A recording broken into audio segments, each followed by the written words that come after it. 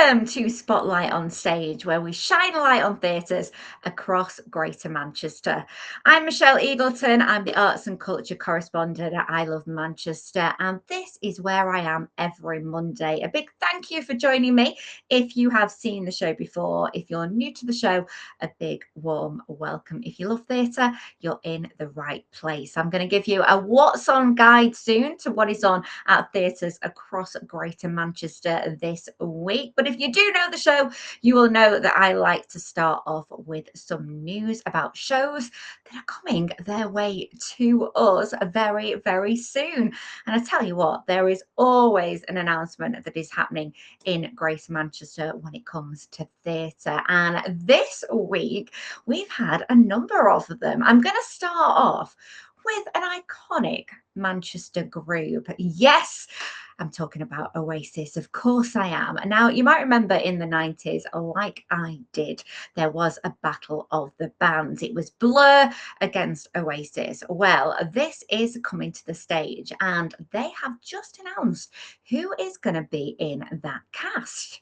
It is called The Battle. It's going to be at the Opera House from Tuesday, the 17th of March to Saturday, the 21st of March. Now, previously, it was announced that Matthew Horn would be in this production. You'll know him from Gavin and Stacey, The Catherine Tate Show, and numerous productions in the West End. He's playing influential Britpop music exec Andy Ross, who was caught in the crossfire of one of the most notorious rivalries in British music history, which of course was Blur versus Oasis. The year is 1995. And he's going to be joined by an exciting cast of emerging and established talent. Now, Brandon Bendel is going to be in that, who's from The Lord of the Rings. You've also got Louisa Lytton from EastEnders. You might remember her as Ruby, James Oates from Waterloo Road,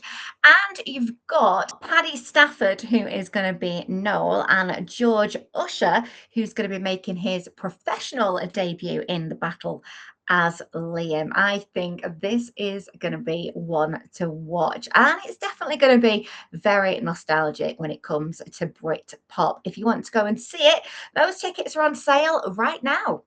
Now, you know, I love exciting productions. I love something that is new and fresh and something that does things out of the box. And that is exactly what you're going to be getting at the Lowry.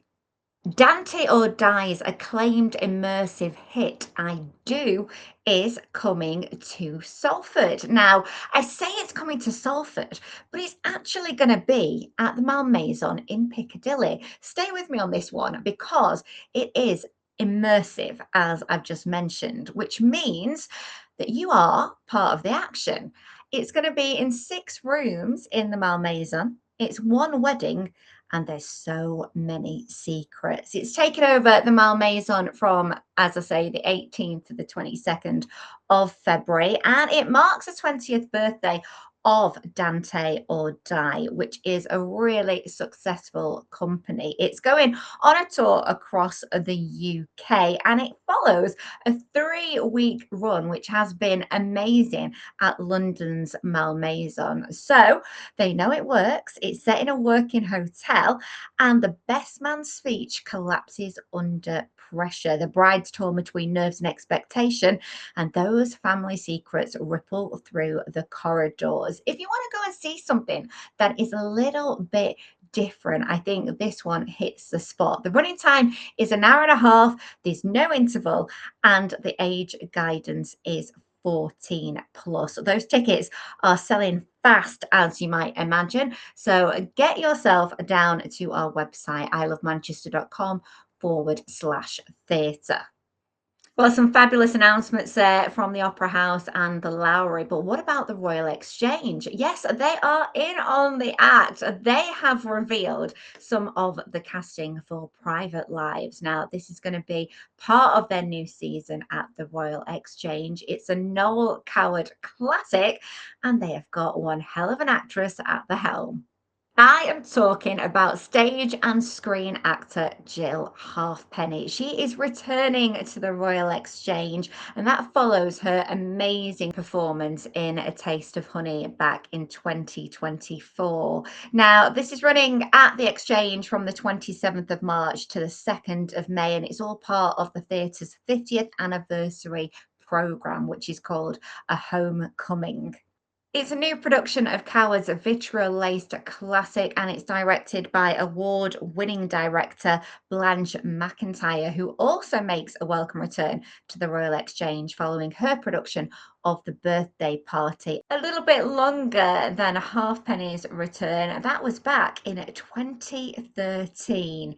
If you fancy a bit of a savage comedy and some fantastic acting, then do go and see it. As I say, it's on from the end of March until the 2nd of May. Jill Halfpenny, great actress and a really lovely person too. Now, let's take a look at what is on at theatres across Greater Manchester this week. Staying with the Royal Exchange, it's down to the final few weeks for Singing in the Rain. This has been an absolute smash at the Exchange, and all performances for it are currently sold out. So if you do want to go and see it, do try for any return tickets because they are going to be released for sale online as they become available. But it is an absolute classic. You might remember the film with Gene Kelly. Well, the cast here are absolutely incredible. It is worth the ticket price alone for the dancing, the acting, the energy, and of course the rain in the round. It is fabulous. So do give it a try. Try not to be disappointed if you haven't got your tickets yet, because you never ever know. It is running at the Royal Exchange until the 25th of January. Elsewhere, over at the Palace Theatre, Six the Musical is on. It opens tomorrow night and it is the crowning glory of Broadway, the West End and beyond. It's had international success and it is back in Manchester. It's all about the six wives of Henry VIII. They're taking to the mic to tell their stories. There's 500 years of historical heartbreak and 80-minute celebration of 21st century girl power. Yes, these queens may have green sleeves, but their lipstick is definitely red. If you fancy going to see Six, and I highly recommend it, it is on until Saturday, the 17th of January. Now, if musicals aren't your thing and you prefer a play, well, there is an all-time classic at Lowry this week. It is Harper Lee's To Kill a Mockingbird. And here's a bit of a tease of what you can expect. To Kill a Mockingbird centers around the trial of a wrongfully accused black man in the Deep South in America in the 1930s. It reveals the nature of community, the way we teach children, morality, justice, all of these ideas that are incredibly relevant. You're really thrust straight into the action of the play. There's almost like a musicality to it. It flows very, very smoothly. Before you know it, you are going through all the emotions. Aaron Sorkin's adaptation is special because he's managed to distill the essence of the book and make something really condensed, powerful and lean. I think it will stay in people's minds and maybe their conscience.